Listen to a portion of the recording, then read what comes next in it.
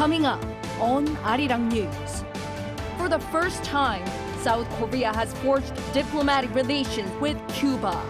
Known as a close ally of Pyongyang, Seoul senior official says this will inevitably cause a political and psychological blow to the regime. Doctors in South Korea are holding massive nationwide rallies, strongly opposing the government's plan to raise medical school enrollment quota, a first collective action since the government's decision. In a meeting held by the Korean Football Association, officials have called for the sacking of the men's national team head coach, Jurgen Klinsmann. He has been under fire to resign following the country's disappointing performance at the Asian Cup.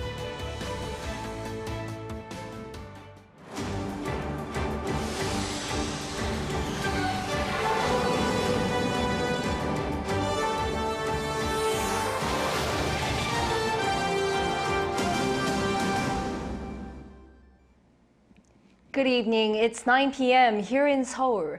Thank you for joining us on Arirang News. We begin with South Korea establishing official diplomatic ties with the communist state Cuba, also known as a longtime ally of North Korea. This was confirmed in a surprise announcement overnight. Our foreign affairs correspondent Bae-eun-ji leads us off. Cuba has become the 193rd country in the world to form diplomatic relations with South Korea. In a surprise announcement on Wednesday night, Seoul's foreign ministry said the United Nations representatives for the two countries exchanged official letters in New York, calling it a crucial turning point. The establishment of diplomatic relations with Cuba, the only country in the Central American and Caribbean region with which we did not have diplomatic ties, is expected to serve as an important turning point in our efforts to strengthen diplomacy in the Latin American region. This leaves Syria as the only country among UN member states that does not have diplomatic ties with South Korea. Cuba didn't, mainly because it has been and continues to be a close ally of North Korea. The North established diplomatic ties with Cuba in 1960, and Cuba still has an embassy in Pyongyang. The South Korean government has worked on improving relations with the communist-run island for the past 20 years. Growing popularity of Korean culture, such as K-pop and K-dramas in Cuba in recent years, also added momentum. With South Korea and Cuba agreeing to open diplomatic relations, North Korea is expected to become more isolated on the global stage. In fact, a senior official from the presidential office told reporters on Thursday that North Korea will inevitably face a political and psychological blow. By forging formal ties, South Korea also hopes to expand economic cooperation with Cuba. Seoul's foreign ministry said this is expected to help support Korean companies doing business in Cuba. As of 2022, the trade volume between the two countries amounted to approximately $14 million in exports and $7 million in imports. Also, Seoul aims to provide consular assistance to Koreans visiting Cuba. Before the pandemic, around 14,000 Koreans visited Cuba annually, and there are about 1,000 people descended from Koreans who moved to Mexico in 1921 during Japan's colonial rule who are currently living in Cuba. Bae-eun-ji, Arirang News. North Korea says, under its leader Kim Jong-un's guidance, the regime test-fired a new surface-to-sea missile on Wednesday morning. Kim also calls for a stronger military readiness along the western maritime border, claiming that the South is violating the North's sovereignty. Our defense correspondent Choi Min-jung has details. North Korea test-fired a new surface-to-sea missile on Wednesday morning under the supervision of its leader Kim Jong-un. The regime state-run Korean Central News Agency reported Thursday that Pyongyang test-launched its new missile named Padasuri-6. The missile reportedly flew for 1,400 seconds, a little over 23 minutes, over waters in the East Sea to hit a target. Considering the flight time, the missile is estimated to have flown around 200 kilometers.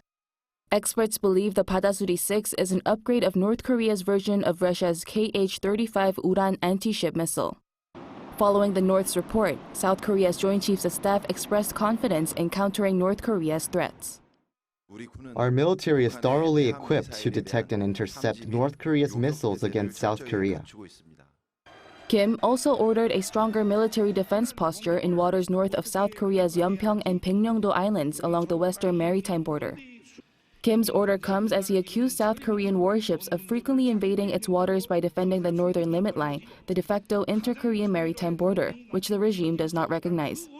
The North Korean leader warned that Pyongyang would regard the South's violation as an infringement of its sovereignty and an act of military provocation, leading to the use of force.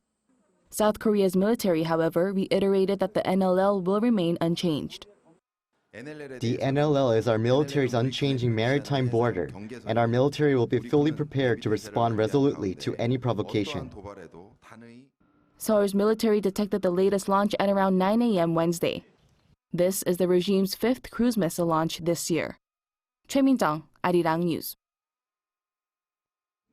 U.S. Special Envoy on North Korean human rights issues Julie Turner met today South Korea's Foreign Minister Cho Tae-yeol, during which she said Washington plans to work closely with Seoul to promote human rights in the regime. This as she's visiting Seoul to discuss ways to help improve the situation in the north. Cho said he hopes they can further deepen cooperation on this matter on the global stage, especially as South Korea and Japan currently serve as non-permanent members of the UN Security Council, of which the U.S. is a permanent member. Now, doctors in South Korea were out on the picket line this evening to protest the expansion of the medical school enrollment quota. Our Health Ministry correspondent Choi Soo-hyung was at one of the rallies. It has been more than a week since the government decided to raise the medical school enrollment quota by 2,000 per year, starting in 2025. The police were on high alert on Thursday because 16 medical associations nationwide staged simultaneous protests all over the country. Also on Thursday, the leader of the Korean Intern Resident Association and one intern at St. Mary's Hospital in Daejeon submitted resignation letters, although neither have been accepted. Meanwhile, tensions have growing among medical students, with some planning to take the semester off. Doctors are concerned about the quality of education being impacted due to a lack of classrooms, practical training space and professors in each school. Also, they insist that an expanded quota cannot be a fundamental solution to break long-standing issues like a shortage of essential healthcare personnel, pediatricians.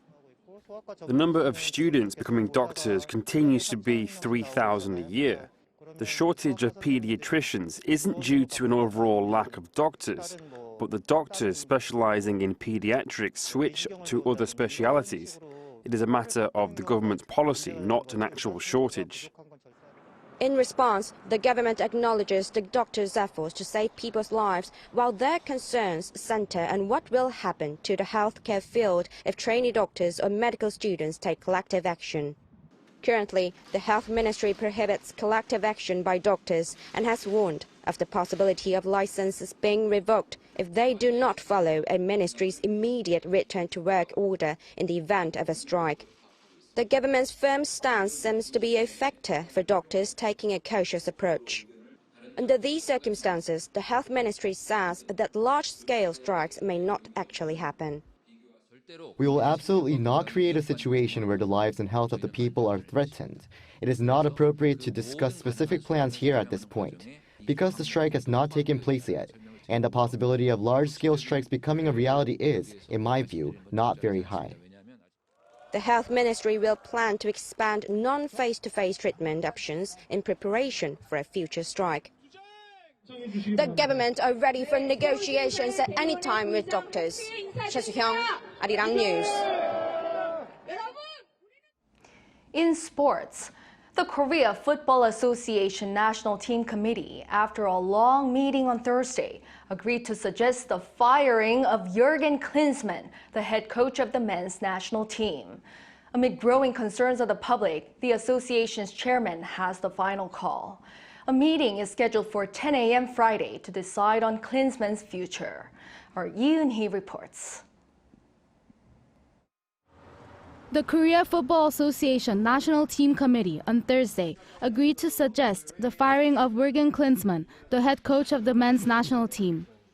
However, the final call can only be made by the Korea Football Association's president, Chung Mong-gyu. The committee announced its decision at a press briefing at the KFA headquarters in Seoul, citing concerns about Klinsmann's leadership skills and tactics. For various reasons, there was a conclusion that coach Klinsmann can no longer serve as the leader of the national team and needs to be replaced. Director Hwang Bo-gan, a former player and coach himself, added that some saw Klinsmann's lack of commitment as he was mostly working in the U.S., where he lives, and not spending much time in South Korea, as disrespectful towards the Korean public. Klinsmann attended via video link as he had already returned to his home in the U.S. and reportedly said during the session that he was unaware that a committee meeting was due to take place. After South Korea lost 2-0 to Jordan in the semi-final of the Asian Cup in Qatar this month, this content began to grow among the fans due to Klinsmann's perceived lack of tactical acumen. In addition, the recent admission of a fallout between some of the players in the build-up to the Jordan match has further raised concerns regarding the coach's man management abilities, particularly as it appeared to impact the team's performance. Amid growing voice for KFA's president to take responsibility for hiring Klinsmann and resign from the head of the association, the chairman has been selected as a candidate for the AFC Executive Committee election, which takes place in May 2024. Lee Eun-hee, Arirang News.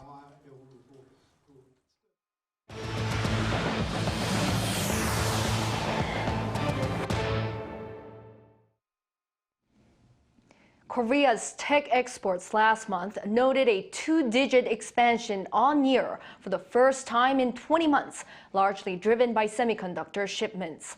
Here's our economics correspondent, An Sung-jin.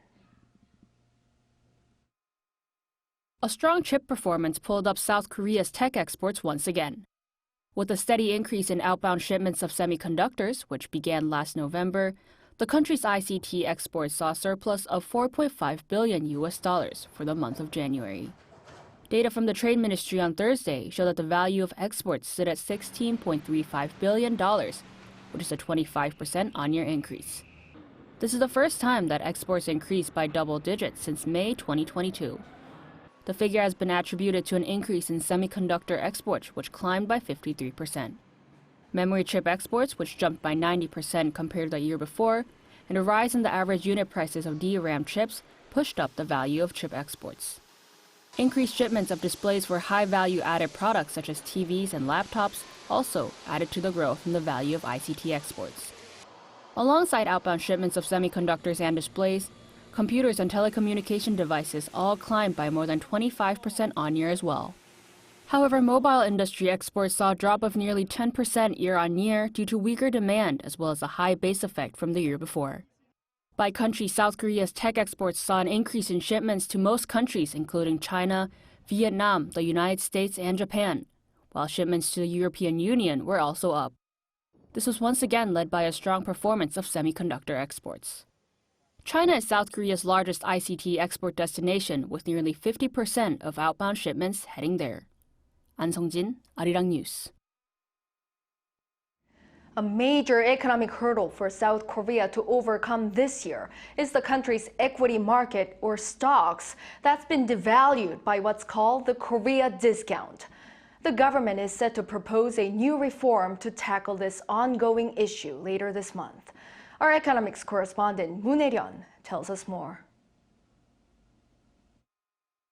제 임기 중에 글로벌 스탠다드에 맞지 않는 자본시장의 규제는 과감하게 혁파해서 글로벌 증시 수준으로 코리아 디스카운트를 해소할 것입니다.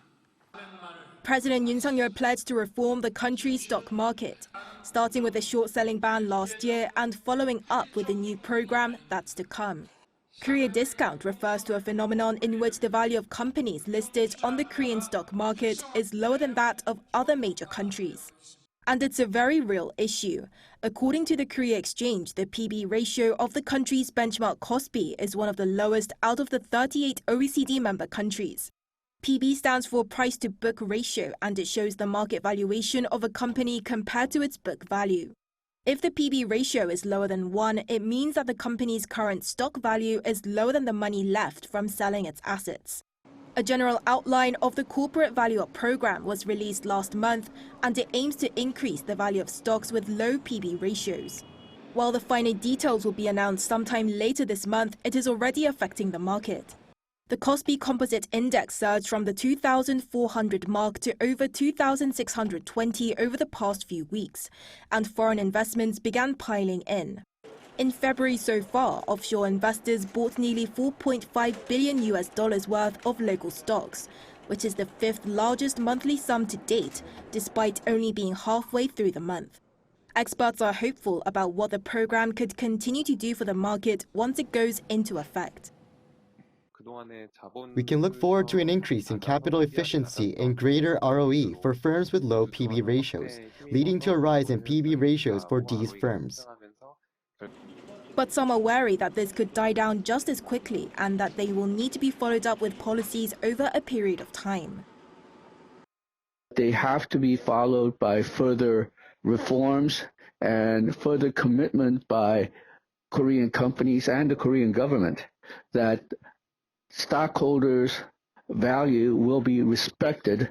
Because the Korean discount has lasted for decades, any short-term programs are not going to be able to eliminate Korean discount.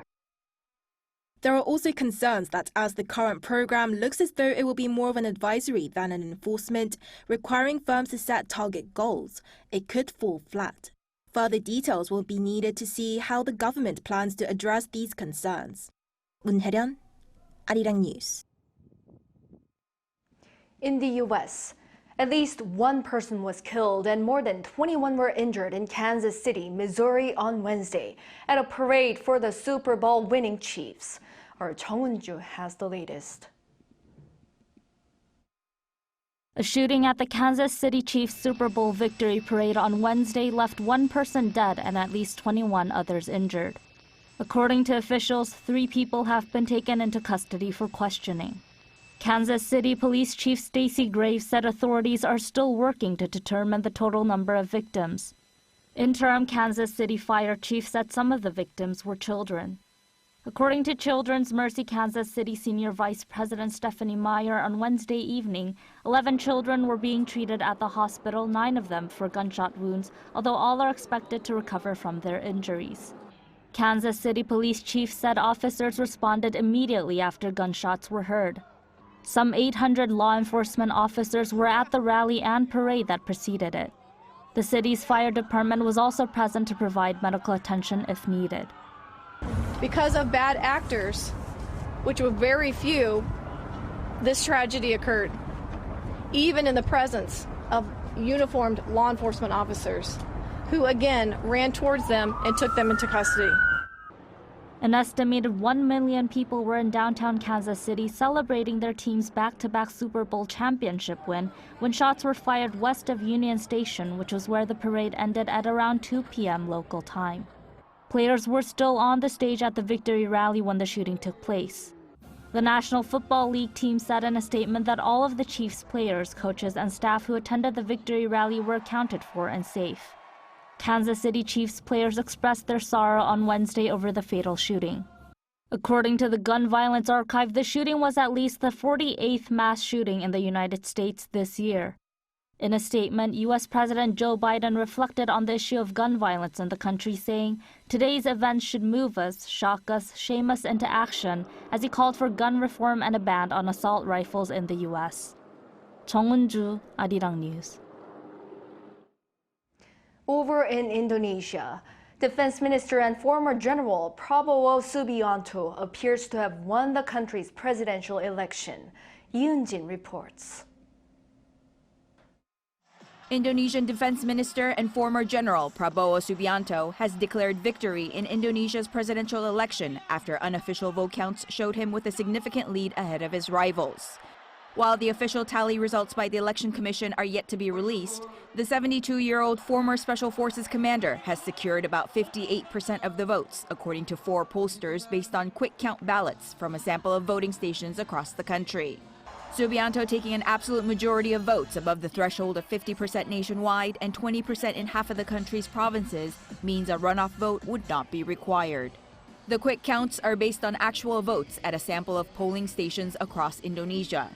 Subianto's rivals Ganjar Pranowo and Anies Baswedan have not yet conceded defeat and urged the public to await the official result, which is expected by March 20th at the latest. The counting process is not finished. At the moment, the parliamentary and legislative vote counts are still ongoing. Please continue this. I would like to emphasize that I am a true Democrat. We will respect the results of the people's aspirations, because that is the desire of the people, and we have to respect the desire of the people. Subianto was the front-runner going into the poll. One striking feature of this election was the country's youngest ever electorate. More than half of the voters are either millennials born after 1980 or Generation Zs born after 1996. Analysts say endorsement by President Widodo, popularly known as Jokowi, may have been a deciding factor. Under Widodo, Indonesia has seen a period of remarkable growth, averaging 5% annually, except in 2020 when the economy contracted due to the COVID-19 pandemic. His infrastructure building, health, education, and poverty welfare policies remain highly popular.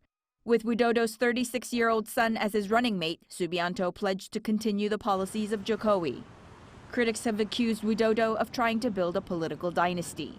At polling stations in Jakarta, ballots are pulled out of boxes by hand, read aloud, and tallied by election workers. It is a labor-intensive task performed in a country of more than 200 million eligible voters spread across an archipelago of more than 17,000 islands. The laborious official count may not be finished for up to a month, but quick counts have provided an accurate picture of results in all 4 presidential elections held in Indonesia since direct voting began in 2004. The new president will be sworn in on October 20th. Ian-jin, Arirang News.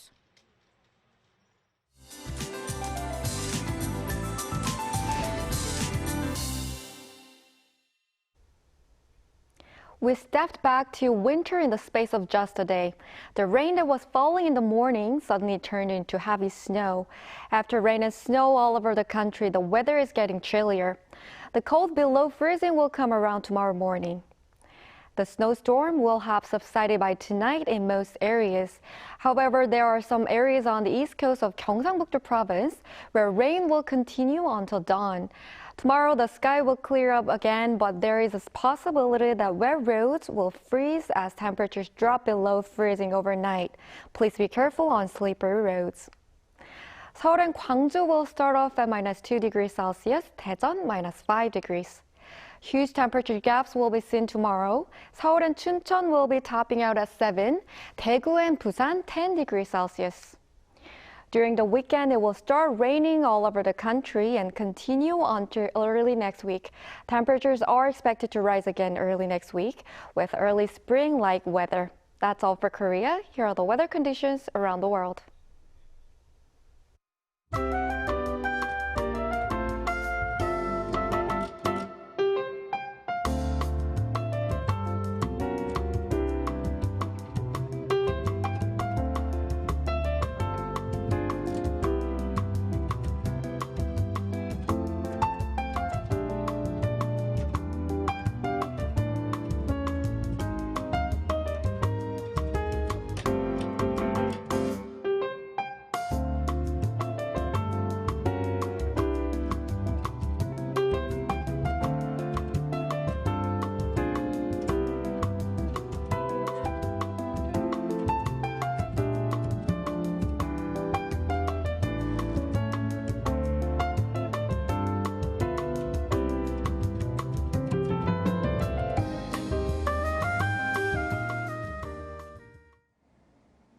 Well, that is all for this newscast. Thank you for watching.